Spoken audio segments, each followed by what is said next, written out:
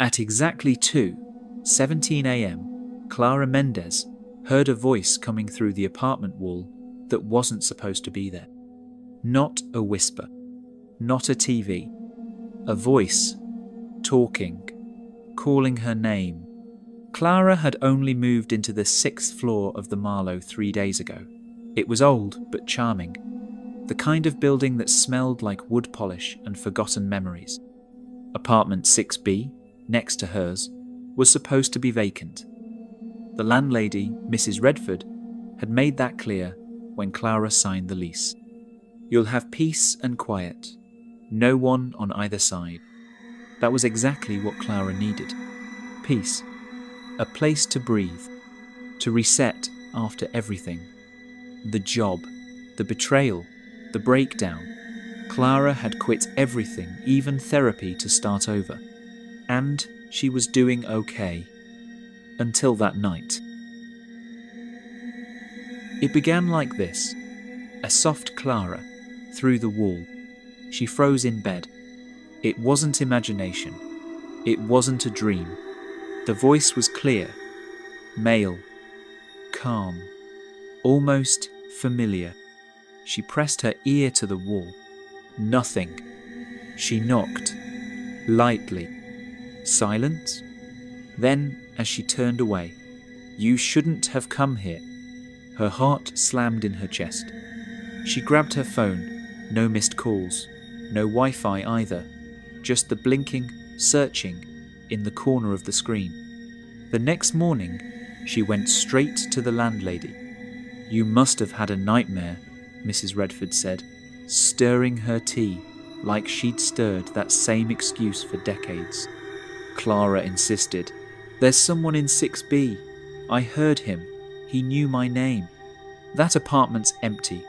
Has been for months. We don't even have the keys anymore. The previous tenant, well, let's just say he left unexpectedly." Clara leaned in.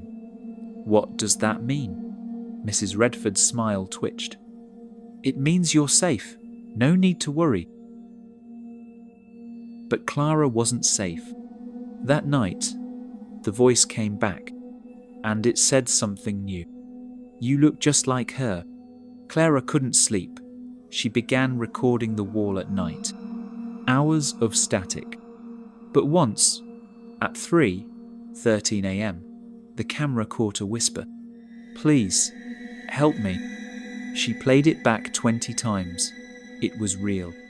So she began researching. Apartment 6B.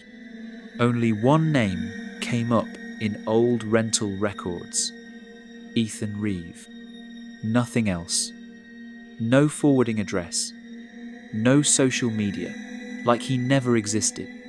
But the last news article she found broke her sleep for good. Local artist Ethan Reeve, presumed dead after mysterious disappearance in the Marlowe. No body was ever found. Just blood. Clara became obsessed. She tapped the walls. Knocked. Once, she swore she saw the wallpaper breathe. And the voice kept changing. Sometimes soft, sometimes angry, but always saying things that got under her skin. "You left her too. You run from everything, don't you? Why are you really here, Clara?" The worst part? She started answering. On the 6th night, she found a key. Not a normal key. Old, rusted, wrapped in a torn paper under the floorboard. 4 words written in trembling hand. "Don't open it, please."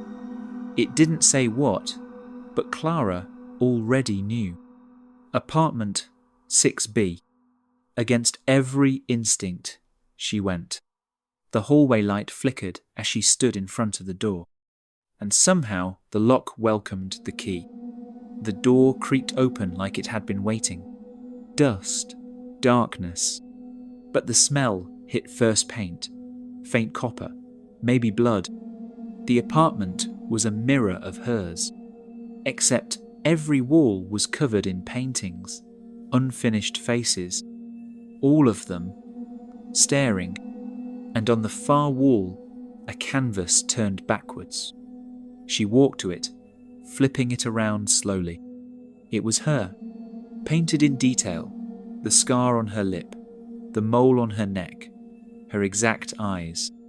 But that was impossible. Ethan Reeve had vanished months before she moved in. She found a box inside, old cassette tapes, a handheld recorder, one tape marked in red ink, the final one. She played it. Click. If you're hearing this, it means you're just like her. She was beautiful. She listened. She understood me. Static. I didn't mean to do it, but she tried to leave, and the voice he said she'd betray me. Pause. I think the voice is in the wall. I think it's not me anymore. Click. Clara stopped the tape. She could hear breathing, not from the tape, from behind her. She spun around, but no one was there. Only a mirror, and in the reflection, the painting of her was smiling. Not her. The painting... She blinked, looked back. The painted face was still now, but the mouth was open, like a scream stuck mid-air. She stumbled out, locked the door behind her, heart racing. Back in her apartment, she looked for the floorboard, the key, the paper. Gone. She replayed the tape. Nothing, just white noise. Had she imagined it? Then, a knock. 3 slow knocks. From inside the wall. She leaned in, and the voice whispered, "Your turn to paint." The next day, apartment 6B was listed again. Available immediately. Charming unit. Long-term lease. Great for artists. And Mrs. Redford? She greeted the new tenant with the same old smile. You'll have peace and quiet. No one on either side.